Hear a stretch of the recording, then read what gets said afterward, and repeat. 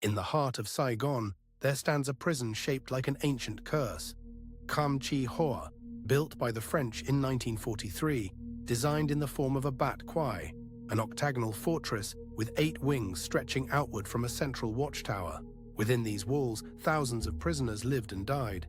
But some say, not all of the dead ever left. The story begins in the early 1960s. A woman, her name lost to time, was imprisoned in Khám Chí Hòa. The accounts say she endured unspeakable cruelty, tortured, broken. She died inside those walls without a sound, her suffering swallowed by the silence of the prison. It was not long after her death that the whispers began. Male prisoners in the opposite wing started reporting something impossible. A figure, unmistakably female, gliding through the corridors after midnight. She did not walk, her feet never touched the ground, and her most striking feature, grotesquely elongated breasts that hung low as she drifted in silence. They called her Ma Vú Dài, the long-breasted ghost. Night after night, she appeared in the corridors of Khám Chí Hòa, moving between cells as though searching for something, or someone. The prisoners who saw her said she would pause at their cell doors, her hollow eyes staring through the bars.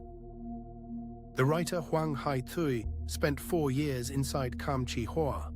He later wrote about a phenomenon he experienced personally: the collective screaming of Block BC.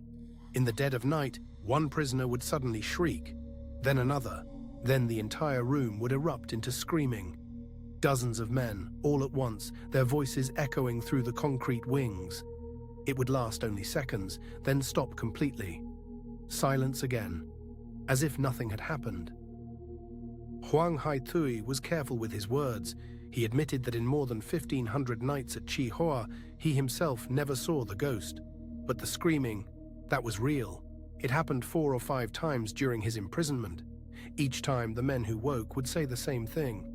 A face, a woman's face, hovering in the darkness above them. By 1970, the legend had grown beyond the prison walls.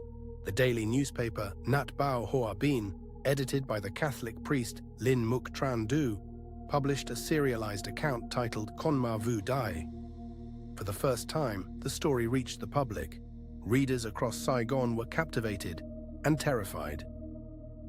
The newspaper serial became a sensation. In the tea houses and market stalls of Saigon, people debated whether the ghost was real. Former prisoners came forward with their own accounts. Families of the dead demanded answers. The story was no longer just a prison rumor. It had become part of the city's identity. To understand why this ghost was believed so fiercely, you must understand the prison itself. The bat quai design, 8 wings radiating from a central point, was inspired by Taoist cosmology. Some say the architect intended it as a spiritual cage, a structure that could trap not just bodies, but souls. If any place could hold a restless spirit, it was Khám Chí Hòa. Ma Vú Dài did not appear from nowhere.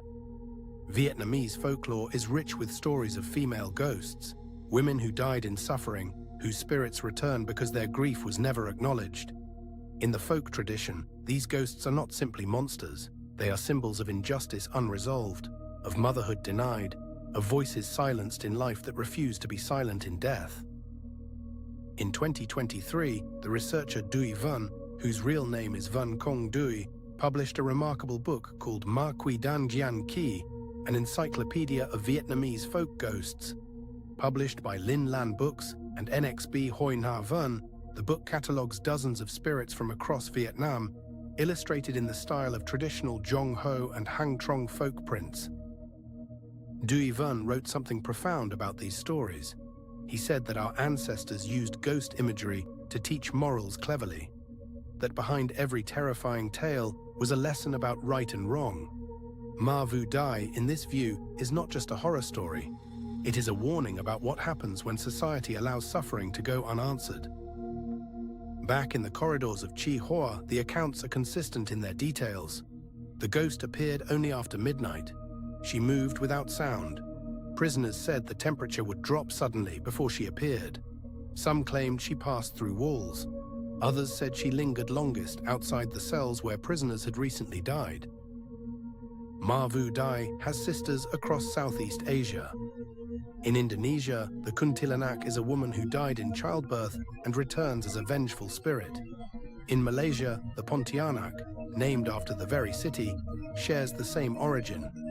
In the Philippines, the Manananggal separates her upper body to hunt at night. These stories share a common thread: the ghost of a woman whose role as mother was violently interrupted. Why the elongated breasts? In Vietnamese culture, the breast is the most powerful symbol of motherhood, of nourishment, of life itself. To twist that image into something grotesque is to say that this woman's ability to give life was destroyed. She was denied the most fundamental human role, and so in death, that denial became her defining feature, a permanent mark of what was stolen from her. Khám Chí Hòa still stands in Saigon today, though it has changed names and purposes many times since the 1960s. Visitors and workers in the area still occasionally report strange sounds at night. Whether you believe in ghosts or not, the weight of history in that place is undeniable. Too many people suffered there for the walls to hold nothing.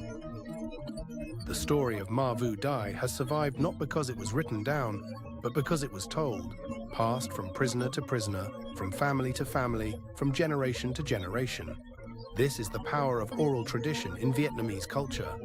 The stories that matter most are the ones people cannot stop telling. Every culture gets the ghosts it deserves. Ma Vú Dài emerged from a time of war, imprisonment, and profound injustice. She is not just a ghost story, she is a cultural mirror, reflecting the pain that Vietnamese society endured and the guilt it carries. In telling her story, we acknowledge what happened, and in fearing her, we admit that some wrongs can never be fully made right. If you ever find yourself in Saigon and you pass by the old prison at night, listen carefully. The stories say that on certain nights you can still hear it, the faintest sound of bare feet on concrete, a whisper that might be the wind, or might be something else entirely. The lesson of Ma Vú Dài is not about whether ghosts are real, it is about what creates them: injustice, silence, forgetting. As Duy Văn wrote, our ancestors understood that the scariest stories are the ones rooted in truth, and the ghost of Khám Chí Hòa is rooted in a truth that Vietnam has never fully confronted. This has been the story of Ma Vú Dài, the long-breasted ghost of Khám Chí Hòa, a legend born from real suffering, carried by real voices, and preserved in the collective memory of a nation. Subscribe to Hoang Vu, the Dark Realm, for more journeys into the darkest corners of Vietnamese folklore. Until next time, sleep well.